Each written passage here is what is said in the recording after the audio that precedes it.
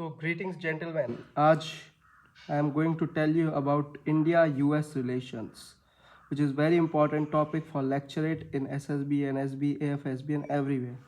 तो India US relations आप देख ही रहे होंगे कि अभी जो है ट्रम्प टैरिफ वॉर के साथ भी बहुत काम कर रहे हैं और यूएस तो इस समय डोनाल्ड ट्रम्प जो है पूरे लाइमलाइट में है, क्योंकि जो उन्होंने वेनेजुएला के साथ किया अभी निकोलस मादुरो का capture by delta force and operation name is absolute resolve, जो हमें याद रखना चाहिए।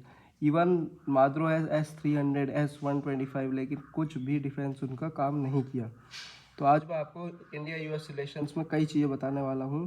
पहले इंडिया यूएस की total relationship, then what is the tariff war, then why US seize Russian oil container, वो एक शिप था बेलावन नाम का जो जा रहा था, जिसको अटलांटिक ओशन में यूएस ने कैप्चर कर लिया और उसमें इंडिया के 3 क्रू मेंबर्स भी थे।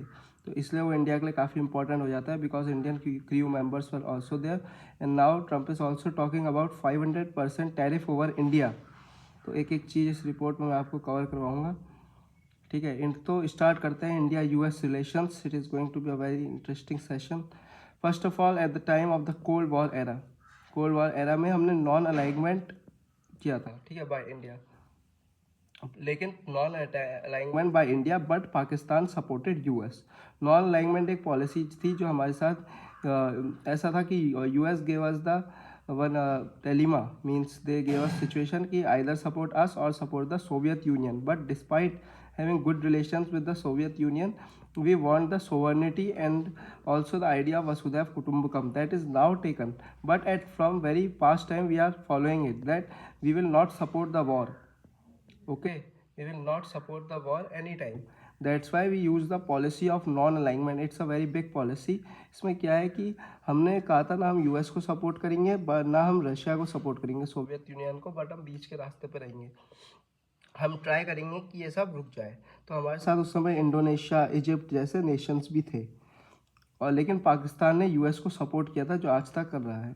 1998 में क्या होता है कि आपने देखा होगा ऑपरेशन स्माइलिंग बुद्धा हुआ था 74 में, 98 में ऑपरेशन स्माइलिंग बुद्धा, जो उसके लिए हुआ था न्यूक्लियर टेस्ट के लिए, ठीक है। उसमें जब हमने सक्सेसफुली अपना न्यूक्लियर वॉरेट्स बनाया और सक्सेसफुली टेस्ट कंडक्ट किया, तो यूएन ने और यूएस ने हमारे ऊपर बहुत सारे सैंक्शंस लगा दिए थे, जबकि हमारी न्यूक्लियर टेस्ट की जो पॉलिसी थी वो थी नो फर्स्ट यूज़, जो इस समय चेंज भी हो गई है।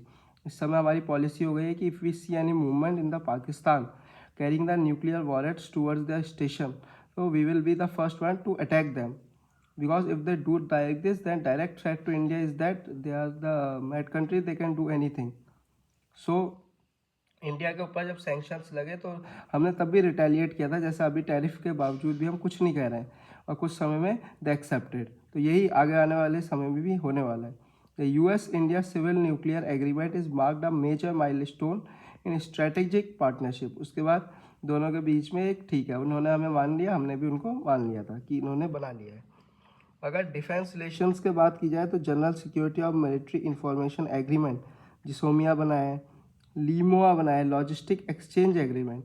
आपने देखा होगा कि इंडिया ने यूएस से अपाचे हेलीकॉप्टर, चिनूक और बहुत सारे हेलीकॉप्टर्स भी परचेज कर रखे हैं, जो और इवन अभी तो $793 मिलियन की रिसेंट में ही दिसंबर के टाइम पे एक्स कैलिबर मिसाइल्स और जेवलिन मिसाइल्स की डील हुई थी। जेवलिन मिसाइल्स के बारे में आपको बता दूं, वो एक ऐसी मिसाइल है जो एंटी टैंक मिसाइल है, which can be launched by a launcher which can be put on the shoulder.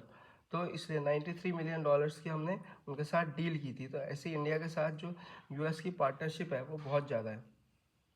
जैसा उनके साथ हम एक्सरसाइज भी करते हैं, टाइगर ट्रम्प और MQ-9 भी जो ड्रोन्स हैं वो भी हमने उनसे लिए हैं। सो इंडिया और यूएस की जो डील्स हैं डिफेंस में वो बहुत ज़्यादा है। अब हम आगे जैसे चलते हैं तो यहाँ पे 2018 में हमने 2+2 मिनिस्ट्रियल डायलॉग किया था। ये हम बहुत कम नेशंस के साथ करते हैं, रशिया के साथ करते हैं, यूएई के साथ करते हैं। जैसे I2U2 आपने सुना होगा, I2U2 वाला Indo Israel and U2 USA and UAE, ठीक है। तो 2+2 का मतलब जिसमें डिफेंस मिनिस्टर और फॉरेन मिनिस्टर्स मीटिंग करते हैं। फिर फर्स्ट ट्राई सर्विस एक्सरसाइज हम उन्हीं के साथ की थी, जिसका नाम था टाइगर ट्रिम्फ। MQ-9 भी ड्रोन्स के बारे में मैंने आपको बता दिया। Launch of India US acceleration ecosystem Indus x. Economic trade देख लेते हैं। Bilateral trade, US is India second largest trading partner after China US is major market for India's exports, particularly in pharmaceuticals and IT services. आपने देखा होगा जितना भी pharmaceuticals India में बनता है उसका सारा रॉ मटेरियल जो है हमें चाइना से मिलता है. Even India has become now the manufacturing hub of mobiles and other digital items. So उसका सारा रॉ मटेरियल्स कहाँ से आता है? चाइना से आता है. और उसको हम कहाँ एक्सपोर्ट करते हैं? US में. इवन एग्रीकल्चर में भी इंडिया को अभी रिसेंट की न्यूज़ आ रही है कि चाइना को सरपास करके हमने जो है राइस में जो है सबसे बड़ी हम प्रोड्यूसर एक्सपोर्टर बन गए, जिसका मोस्टली हिस्सा US को भी जाता है. इंडिया में जो है अराउंड 183 राइस वैरायटीज़ है जो ICAR एग्रीकल्चर रिसर्च वाले जो है उनने अप्रूव किया है. ठीक है, जिसमें कई वेराइटीज़ को तो GI tag, geographical identity tag भी मिला है. जोग्राफिकल आइडेंटिटी टैग के अंदर संरक्षण भी मिलता है. US is also among top investors in India. आप देखते रहते होंगे Microsoft, Google, Apple, even now Starlink has come.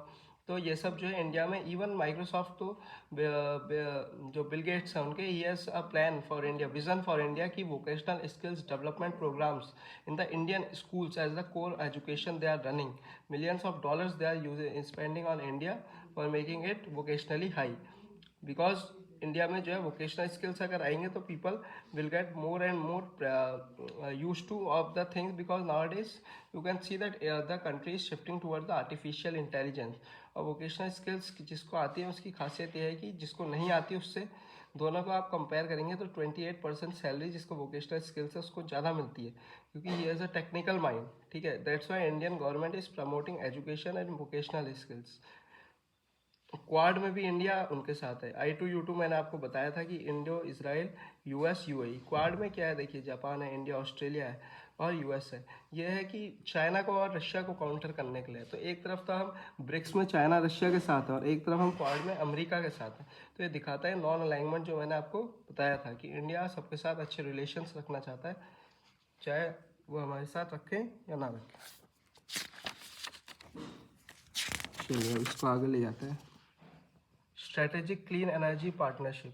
India काफ़ी नेचुरल बायोगैस जो है उनसे क्लीन एनर्जी बायोगैस जो है US से इंपोर्ट करता है. एजुकेशनल प्रोग्राम देखिए, फलब्राइट नेहरू प्रोग्राम लॉन्च किया था, enhancing educational cooperation between Indian American scholars, जिसमें हमारे कंट्री के प्रोफेसर्स वहाँ जाते हैं और वहाँ के यहाँ आते हैं, जिससे कि जो है we can exchange the knowledge.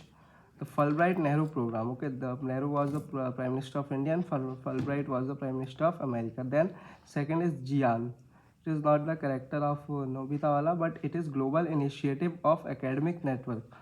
US teachers come Indian universities to teach. GIAN, global initiative of academic network. Over 4.4 million origin lives in USA. तो देखिए USA में इंडियंस का कितना ज़्यादा रोल है. That's why जो पिछले प्राइम मिनिस्टर थे जो बाइडन, उनकी जो कमला हैरिस उनकी जो थी वाइस प्रेसिडेंट थी, प्रेसिडेंट जो बाइडन की.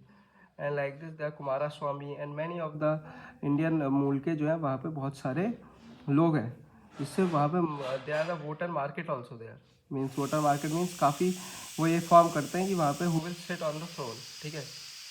चैलेंजेस किया H1B वीज़ा के बारे में आपको पता है, उसमें काफ़ी रेस्ट्रिक्शंस इन्होंने लगा दिए हैं. सेकेंडली टैरिफ के बारे में तो मैं आपको अभी बताने वाला हूँ. जियो political difference, US is very far from here, तो ट्रेड में भी थोड़ी हमें प्रॉब्लम आ सकती है उनके साथ. ठीक है, तो अब मैं आपको बताता हूँ टैरिफ वॉर के बारे में.